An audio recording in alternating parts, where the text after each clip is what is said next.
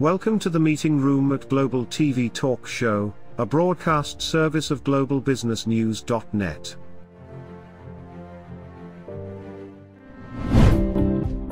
This episode from the meeting room of Global TV Talk Show is brought to you by The Bridge School, the accredited international online private school of choice, at bridgek12.org. Porch Light Rental and Destination Services.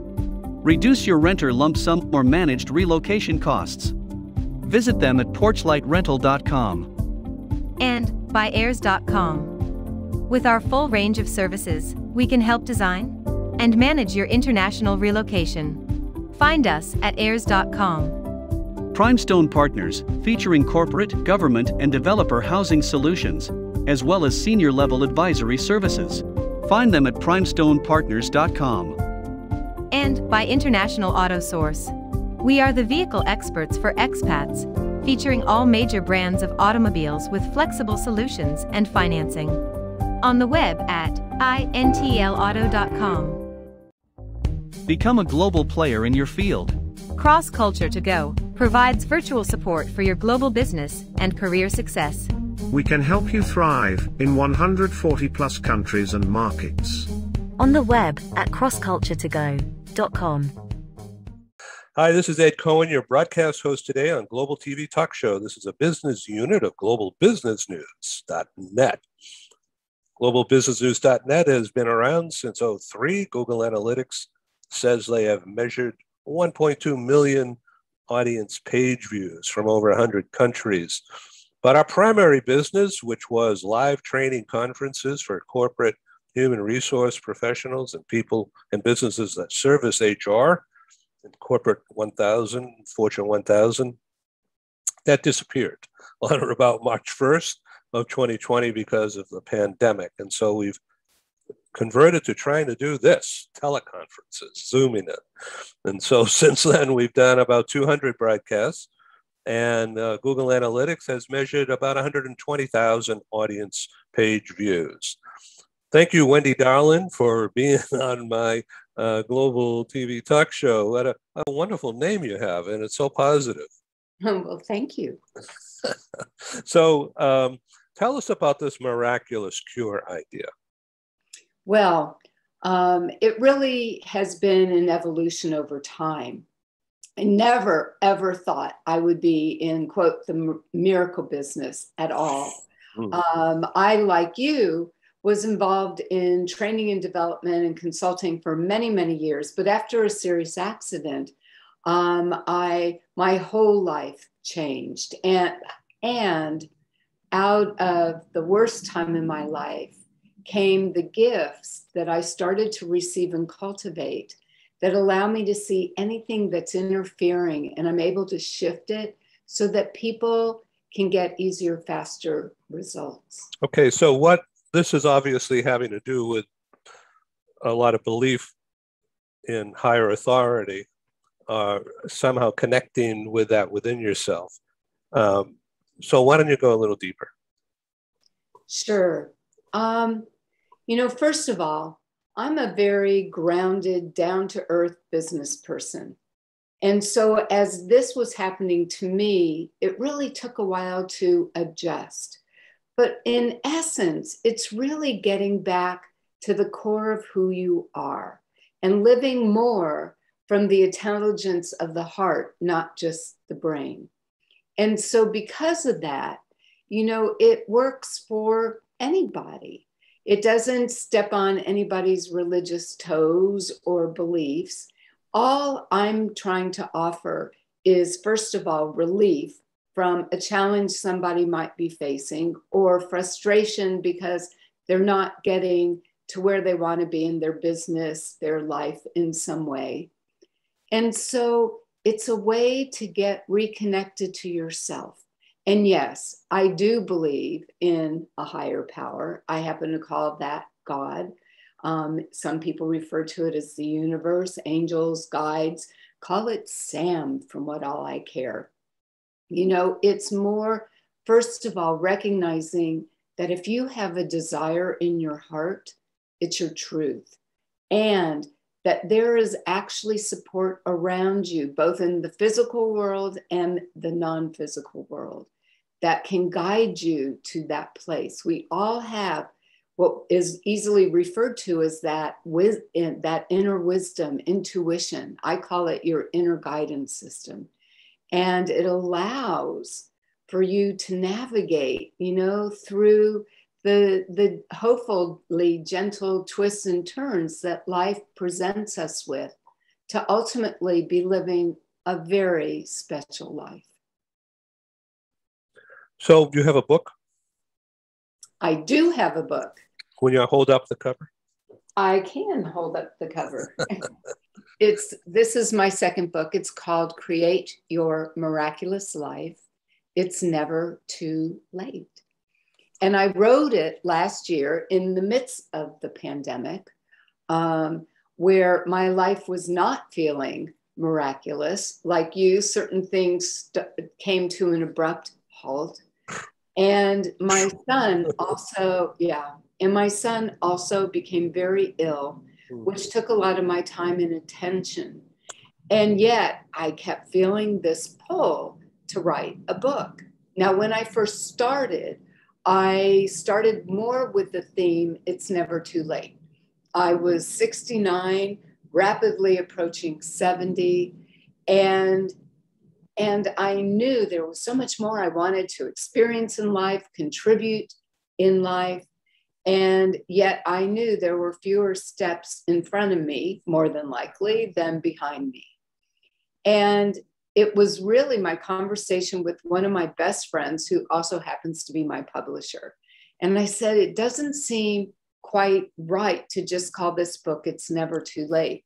And she was the one that reminded me that I somehow had backed into this and guided to be a voice for miracles. My business is called the Miraculous Living Institute.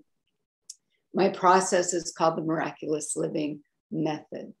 And so I really felt that other people, not just me, needed inspiration, needed maybe ideas and direction. And that's what had me create this book. And I have to say, I really had to dig deep to find that place in me that believed again that miracles were possible.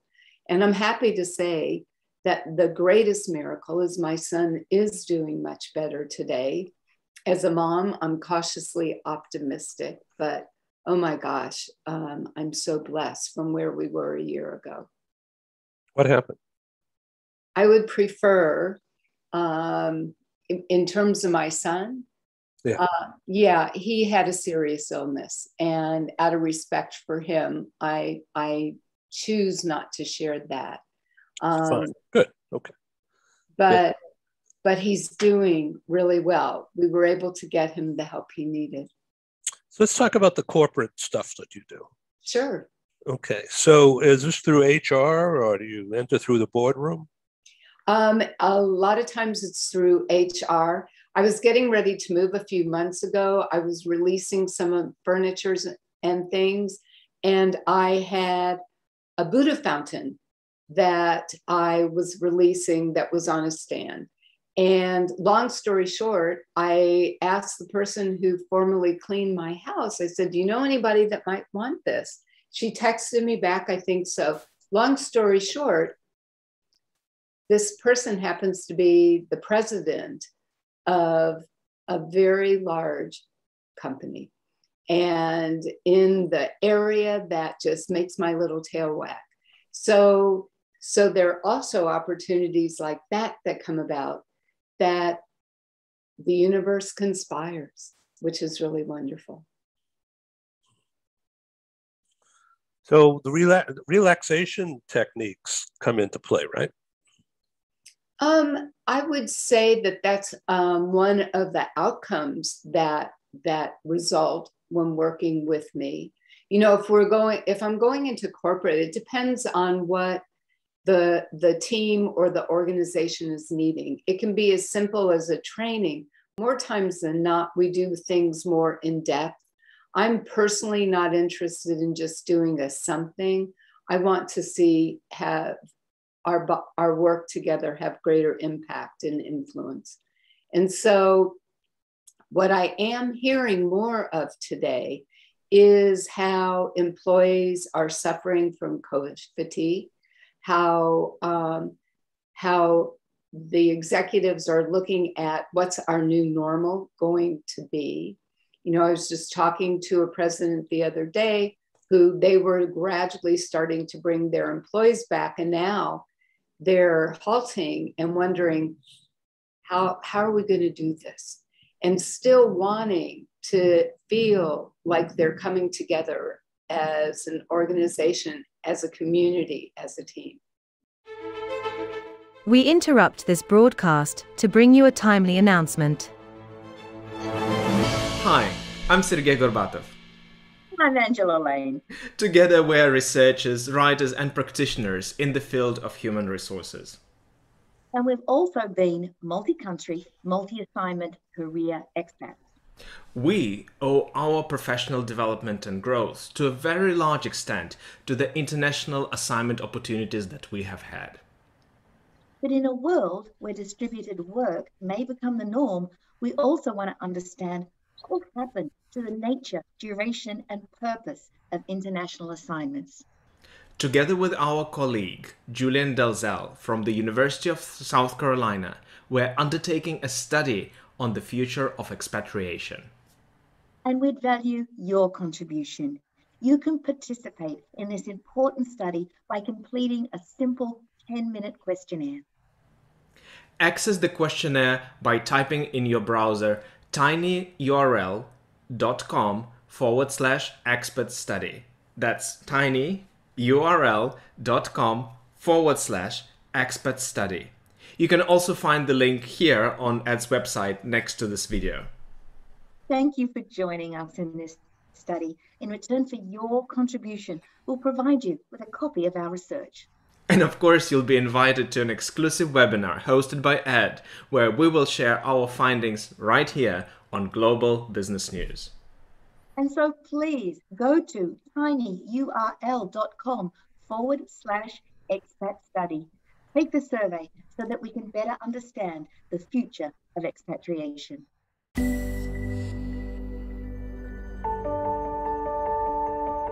Something that's really neat is that the Bridge School partners with various organizations to provide learning for their students. For example, we partner with a major ballet company, and we are able to enroll several of their students into our school. So now not only is the student able to participate in a school and have a seamless transition while they're very active in their ballet career, but now they have other dancers that are with them that are doing some of the same courses. So it's almost becoming a camaraderie where they're taking similar courses, they're working together on their ballet, and really being able to form this great partnership with these organizations to provide a needed service. A lot of times there are student athletes who will spend hours and hours at the gym or at the basketball courts, wherever it is. And if they're attending a traditional school, they're in school from 8 to 3. They get a quick snack, and then they're at the gym for 3 to 4 hours in the evening. Coming to us and having that partnership, they're able to break that up throughout the day. They can have a morning practice, get some schooling in, have an afternoon practice, finish their schooling in the evening. So there's that flexibility. And additionally, if there are tournaments or performances, it's fantastic because if there's a week where they have shows straight through, they can take that week off of learning and then pick back up when they're done. So it offers this great flexibility. And for the program owners of these sports leagues, it is a win-win situation for them because they see this need. They see this need that their students need to make sure that they are obtaining the grades necessary to be successful adults in our country and in other countries. But it provides them an environment where they can be successful at both.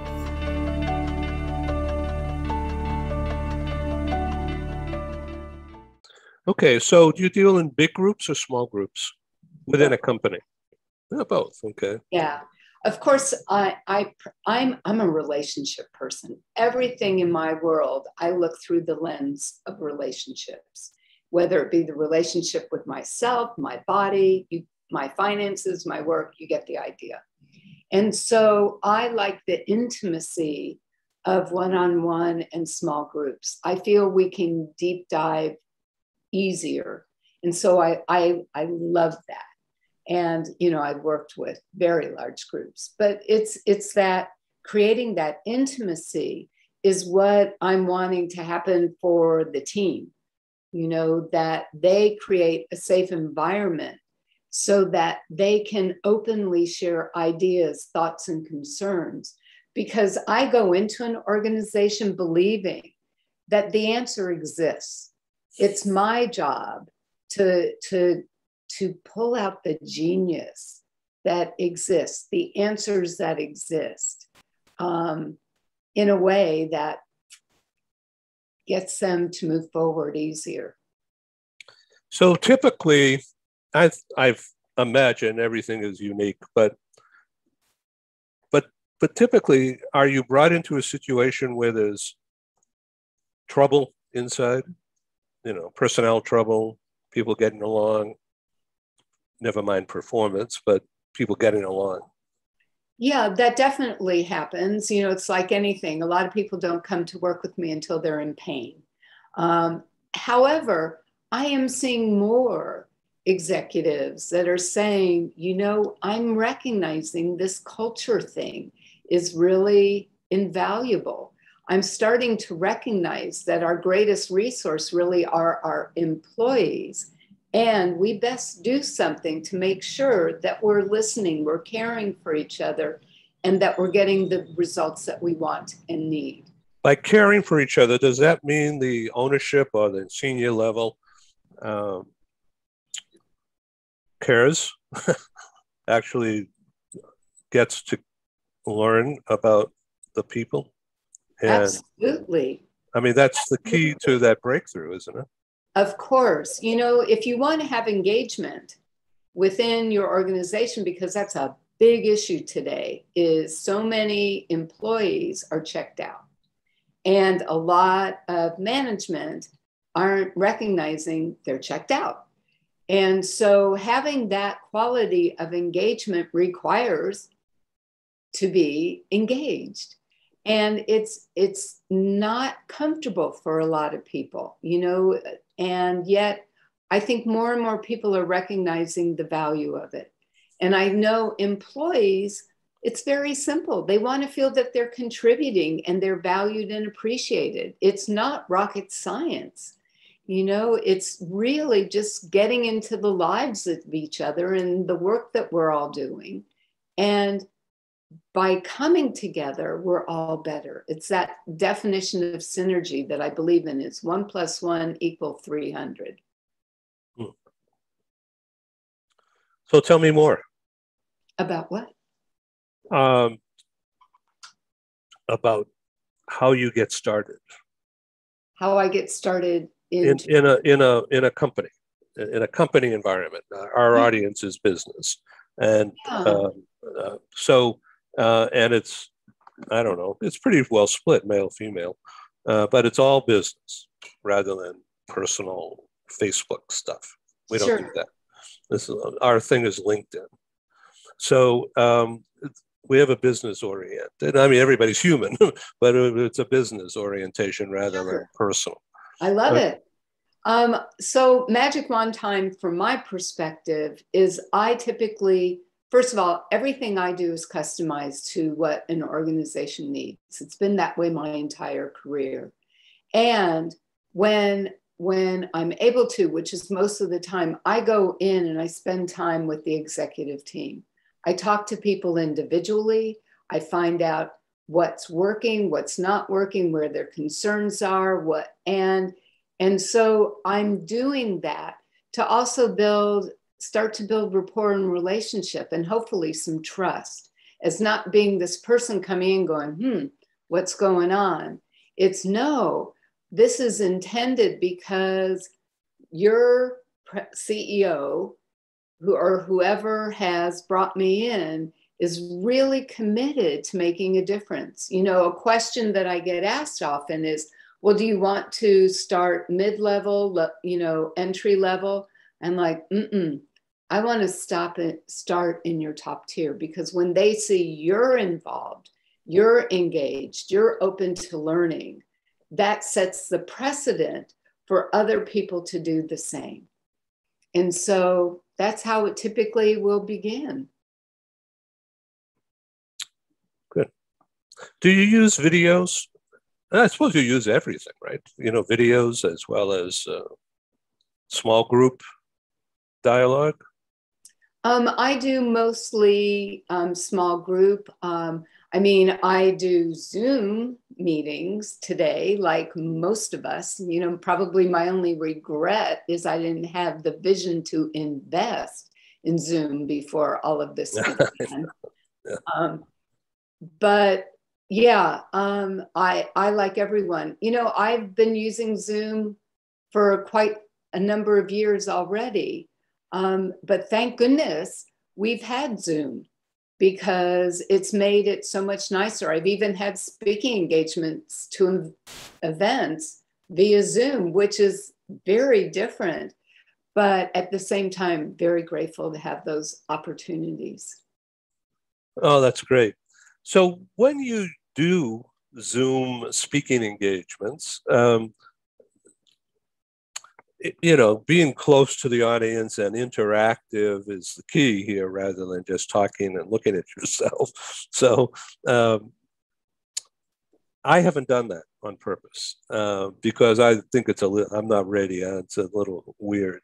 But I've done moderated, ran a meeting with 20, 25 people on the screen from all over the world. All right. And it was actually a lot of work, but it was a lot of fun too. And a lot of information and relationships have developed, not only between me and some of those people, but between them. And it's all about the networking, just like a real live meeting. And so it is possible. But a lot of it has to do with, you know, on the bottom, down the bottom there, you click chat and send messages. Right. So when people do that, that's a winner. That's because true. Then they have the takeaway from that exact moment. And that's identifiable. And you could track results from that. So I think the Zoom idea is here to stay. And if they can figure out how to make it better, hey, great. But, you know, in the old days, going back 10 years ago or so, Cisco had telepresence, and that was the rage, but they charged like $10,000 an hour or something. It's crazy. And now it's practically free. Yeah, it's really amazing what technology has provided. And we just have, you know, I shouldn't say we, I have had to grow with the experiences, because I'm pretty, you know, I've had my own business now for 40 years, you know, and I had some experience prior to that.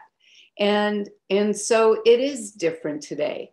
And a lot of people are loving this, like what you and I are doing right now. I have to say, there's a little part of me that, especially in the early months, that I wasn't so sad that I wasn't hopping on a plane all the time. Now, I will say that after a while, it was like, okay, I think I'd like to go someplace, you know. And you and I both live in San Diego, which we're blessed, because at least during the pandemic, we were able to get outside and go for walks and do things like that. And so for that, I was grateful. But especially organizations that have a younger workforce, you know, this is like breathing for them. And they like things fast and easy and simple. That is one thing I pride myself on. I try to make things as easy and simple as possible. I think there's enough complications in life. Let's make it easier and better. Yes, okay. Well, how would you like to take this next 5 minutes or so What would you like to have the audience take away from this conversation? You know, we are at a pivotal time in our country and our world. And we don't know yet what our new normal is going to be. But I have a lot of faith in the human spirit. And I think this really is an opportunity for businesses in particular to really look at the mission of the organization, to really get to the heart of why was that company even started? What was it that you were wanting to provide? And maybe, just maybe, adjust a little bit that it's not just about productivity and profits. I'm not taking that away. I think when you really take care of your workforce and really give them what they need, because I always have believed that employees, for the most part, really want to do a good job. And when given the opportunity and appreciated, it will pay off in so many ways. One of the things that COVID has provided in organizations is there has been more flexibility because so many of us had to stay at home. And we found that having more flexibility and trust in our employees to still do their job, I mean, it brought about a lot of other challenges, especially for individuals with young children. But we are seeing what might work best. And to have that conversation, and don't feel like you and you alone need to answer that question. Start talking to the people in your organization. What do they see for the future? What is their ideas for how they can make the company even better? Because when you tap into that, when you allow for that to happen, wow, what ends up coming up typically surprises everyone. So how can people get in touch with you, Wendy Darling? Well, there's a couple ways. First of all, you can go to my one website, which is wendy@wendydarling.com. And my corporate business is GTD Consulting. And that website is www.gothedistanceconsulting.com. Or just email me at wendy@wendydarling.com. Great. Thank you for being on Global TV Talk Show. Please come back. Oh, it's been wonderful. Thank you for having me as a guest. Thank you for joining us in the meeting room at Global TV Talk Show. Have a wonderful day, and stay safe.